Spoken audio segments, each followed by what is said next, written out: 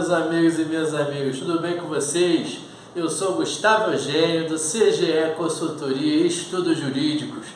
Isso aí, pessoal, eu estou aqui de volta para dar continuidade a essa série de vídeos do Quebrando a Banca. É isso aí, pessoal. Vamos pegar a banca da OAB, vamos destrinchar essa banca da FGV e vamos ver o que mais eles têm perguntado e o que pode cair em uma segunda fase de prova do exame da Ordem dos Advogados no Brasil. É isso aí, pessoal. Temos muitas opções de estudo.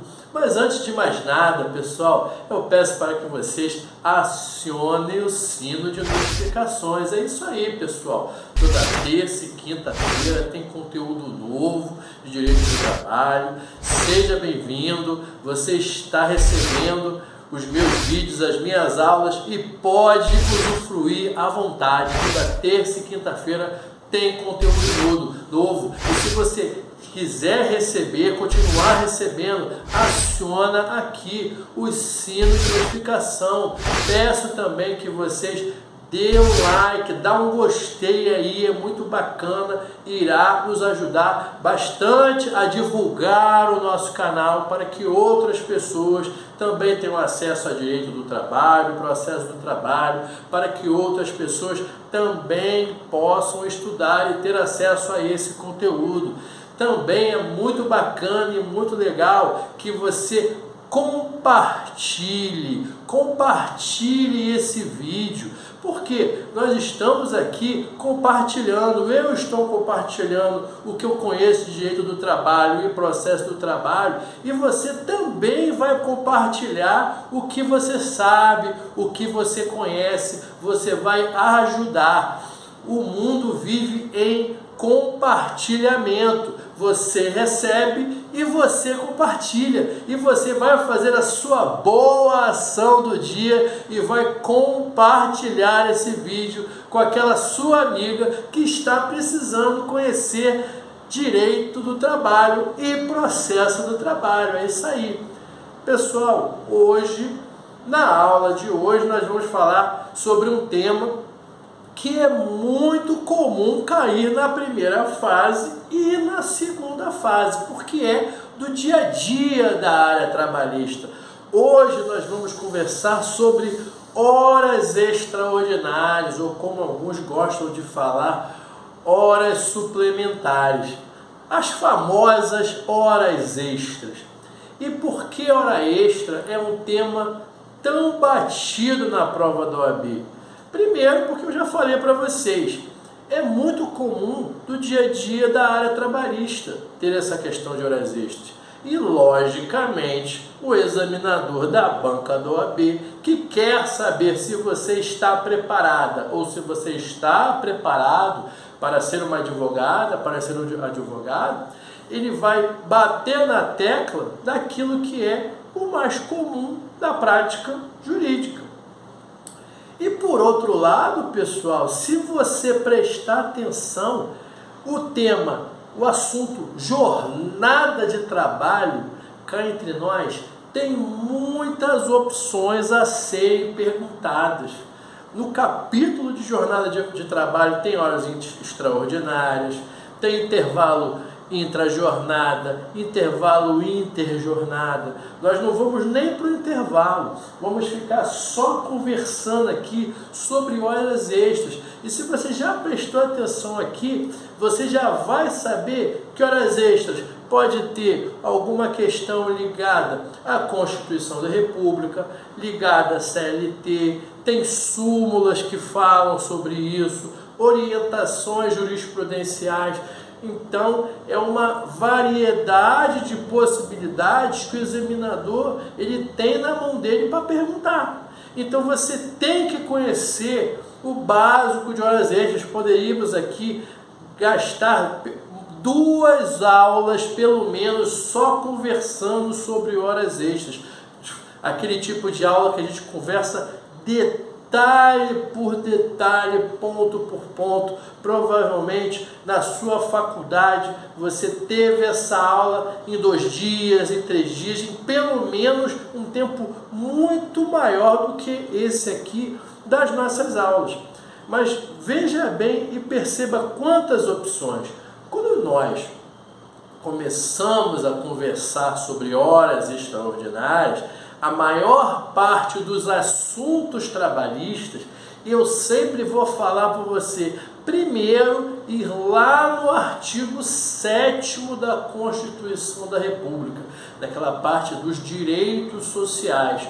A parte ligada a direito do trabalho, se não me engano, começa no artigo 6º, e o mais importante está lá no artigo 7º, temos informações também, o artigo 8º é muito importante você estudar também, que também fala de sindicato, princípio da unicidade, então é bom você dar uma lida, você já está ali, é o que eu falo para todo mundo, gente, você já está ali no artigo 7º, você já leu aqueles incisos todos, acho que são quase 30 incisos, não custa nada você dar umas 2, 3 lidas ali no artigo 8º. Tem muita coisa interessante ali e que cai em concurso público e cai na prova do AB. Questões ligadas a sindicatos sempre caem. Então, pessoal, aqui no artigo 7º, foi como eu disse, são vários incisos e todos eles estão falando a maior parte dos assuntos de direito do trabalho, gente. Então você tem que dar uma olhada aqui no artigo 7º. E as horas extraordinárias, elas estão previstas na Constituição da República. Muito embora o artigo 58 da CLT ele seja um artigo anterior à Constituição da República, como eu sempre falo para vocês, a CLT é de 1943 e a Constituição é de 1988, essa norma da CLT, ela foi recepcionada pela nova Constituição. Então, tá tudo bem, tá tudo certo, mas primeiro você vai, quando você for estudar, lá no artigo 7º da Constituição, no inciso 13. Isso aí, você vai lá no inciso 13, que ele vai falar que as horas o horário de trabalho são, em regra, 8 horas diárias, tendo como limite 44 horas semanais. E ele ainda menciona a possibilidade de compensação e redução de horários, caso haja previsão em acordo com convenção coletiva de trabalho.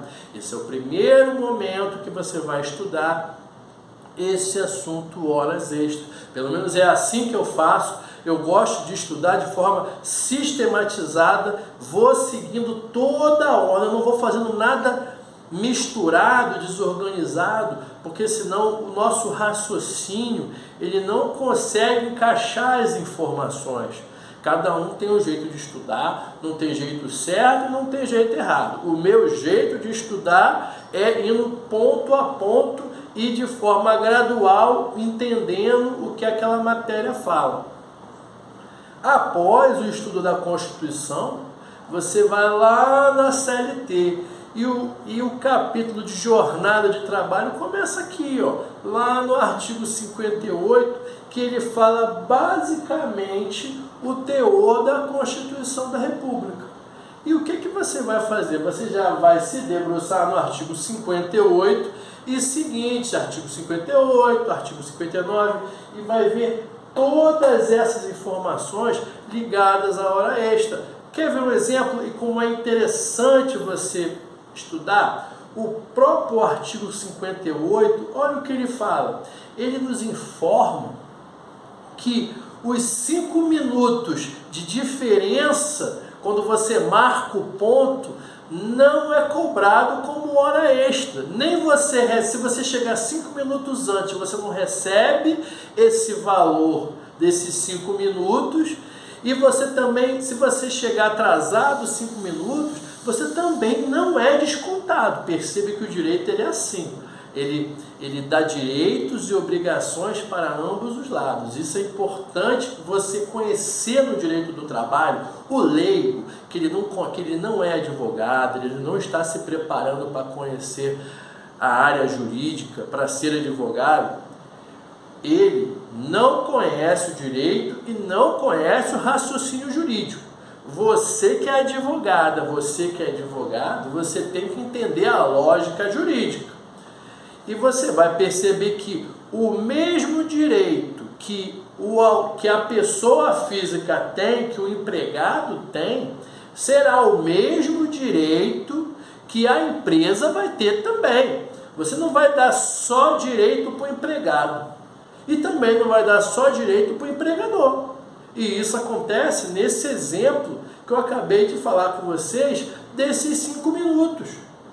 É importante você conhecer isso para você raciocinar, até porque muitas vezes você não vai lembrar a resposta de cara. E o que vai te ajudar? O que vai te ajudar é o raciocínio lógico. Só que você tem que ter um raciocínio não da vida comum, não do dia a dia. Você tem que ter o raciocínio jurídico. É isso que interessa. Porque quando você tem esse raciocínio jurídico, às vezes te falta aquela decoreba, às vezes você vai ficar nervoso, às vezes você não sabe a questão. Mas se você tiver que colocar uma múltipla escolha, por exemplo, você seguindo o raciocínio jurídico, não vou dizer que há 100% de chance de você acertar a questão, mas você já está indo por um bom caminho. Falei do artigo 58 da CLT e seguinte. Além disso, presta atenção, eu falei, quando eu comecei a conversar com vocês aqui, que lá na Constituição da República, o que ele falava? 8 horas a jornada de trabalho compreenderá 8 horas diárias ou 44 horas semanais, permitindo-se a compensação ou redução da jornada. O que ele aqui? Ele está falando, pessoal, do regime de compensação e banco de horas. Veja bem, o que é aquilo? Vamos imaginar se você tem aquele horário específico. Você tem que chegar 9 horas. Mas se por acaso haja uma necessidade, você precise sair mais cedo, a empresa ela não é obrigada a te liberar mais cedo. Você ia sair 6 horas da tarde. Aí você pede para sair 4 da tarde. Você vai compensar num dia, de repente no dia seguinte, ou num dia ajustado, pactuado entre você e o empregador, na outra vez, ou você vai chegar mais cedo, ou você vai sair mais tarde para compensar. A contrário senso, a mesma coisa. Eu acabei de falar que o mesmo direito que serve para empregado serve para empregador. E ele vai te cobrar. E se ele te cobrar, não adianta reclamar que ele está no direito dele. Ele está pagando para você trabalhar. E se ele está pagando, ele tem direito a receber o teu tempo de trabalho. Você está vendendo o seu tempo de trabalho. É essa a realidade. Então, vai haver essa compensação. Temos o regime de compensação, temos o regime do banco de horas. O artigo 59, ele fala lá no parágrafo 2º, a possibilidade de banco de horas. Mais à frente, se não me engano, no parágrafo 4º ou 5º, ele vai mais a fundo nesse regime de banco de horas, informa que pode estar lá por escrito, tem que estar através de acordo coletivo, convenção coletiva de trabalho, num período de até 6 meses. Quando eu conversei com vocês anteriormente sobre convenção coletiva de trabalho, olha lá as aulas anteriores, foi uma das primeiras que eu falei desse quebrando a banca. Falei que caiu questão de convenção coletiva. Falei que o advogado a advogada atua muito com convenção coletiva, principalmente o advogado de empresa. Em todas as empresas que eu trabalhei, que eu juntei documentos de forma eletrônica, se a empresa é uma empresa correta, geralmente tem lá as convenções coletivas. Caso a empresa não tenha, você como advogado é seu trabalho, você vai ter que se virar para procurar. Entra no sindicato apropriado, entra no sindicato da categoria e busca lá as convenções coletivas do período que te interessa. Geralmente vai ser do período relativo ao contrato de trabalho, que você está discutindo ali naquela contestação ou naquela reclamação trabalhista ali.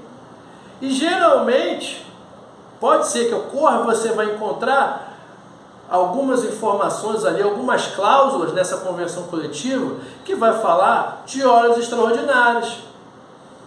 De repente, essa convenção coletiva vai falar de compensação, vai falar de banco de horas, está tudo na convenção. E conforme determinado, conforme estipulado nas cláusulas da convenção, será realizada a compensação ou o banco de horas. Eu falei aqui, máximo de 6 meses. Já prestei serviço para a empresa que era 180 dias para a realização do banco de horas, para a utilização do banco de horas. Isso não é obrigatório. De repente, uma determinada categoria, elas realizaram uma convenção coletiva, colocaram numa cláusula que o banco de horas tem que ser realizado em 120 dias, em 90 dias. Eles só têm que respeitar o limite legal. Agora, como eles vão se acertar, eles não se os dois sindicatos não quiserem, se eles não quiserem, não estipula nem banco de horas. O outro sindicato vai querer colocar banco de horas. Então perceba aqui o estudo interdisciplinar, conversando sobre horas extras, conversando sobre compensação e banco de horas, e ainda falamos de convenção coletiva de trabalho, lá do artigo 611 da CLT. Veja a possibilidade que o examinador tem de perguntar e embrulhar e misturar todas essas questões. Além disso, falando em examinador, olha o que pode cair. Se eu não me engano, lá no 36º exame de ordem, o examinador ele perguntou sobre pré-contratação. O que é isso? Lá na segunda fase, ele perguntou o seguinte: fulano, bancário, foi contratado pelo banco para receber R$4.000. Nesse dia da contratação, o banco ainda pactuou o seguinte: dou para você mais R$1.000 em virtude de 2 horas extras que você vai fazer diariamente. Porque cá entre você deve saber que o cara que trabalha em banco trabalha pra caramba. Algumas vezes ele recebe bem, dependendo do cargo, mas ele vai trabalhar pra caramba, essa que é a verdade. E esse exemplo foi dado aqui. O que o examinador queria saber? Ele queria saber se essa pré-contratação de horas extras, 2 horas diárias, a R$1.000 mensais, se isso era válido. Era isso que o examinador queria saber. E a resposta que ele queria naquele momento era o quê? Era não. A pré-contratação é nula. É essa informação que você vai encontrar na súmula 199, item 1 do TST. É isso que ele queria que você respondesse. Então, olha, tem trabalho de regime parcial, tem pré-contratação, tem súmula do TST que fala de compensação. Muitas vezes a súmula 85 aqui, nós advogados, principalmente advogado de empresa, se utiliza, que informa que nem todos os momentos vai ocorrer ali a compensação, vai ocorrer a nulidade. Tem muita informação ali na súmula, tem o artigo 59, então olha as opções que nós temos aqui para estudar. É nosso dever estudar. Se o candidato, se a candidata quer passar na prova da OAB, quer ser advogado, tem que conhecer isso. E esse é o básico, e eu tenho certeza que com esse básico você já vai preparado para uma nota interessante que vai te ajudar. É lógico, se você quer uma nota que saia do básico, porque nem sempre o básico é suficiente na vida. O básico ele só serve para a nossa sobrevivência. Quem faz o básico sobrevive, mas A vida é muito mais do que sobreviver em todas as áreas da sua vida. E no exame da ordem não é diferente. Se você estudar o básico pra caramba, fora o básico, você estudar mais do que o básico, estudar coisas diferentes, logicamente não viajando muito, não saindo desse contexto aqui, o que eu digo você estudar mais? Não é só você estudar o artigo 58 e 59. Vai lá, pega o seu vadimeco e veja todas aquelas remissões. Provavelmente nos artigos 58 e 59 você vai encontrar ali várias remissões de súmula, várias remissões de OJ, várias remissões de outros artigos.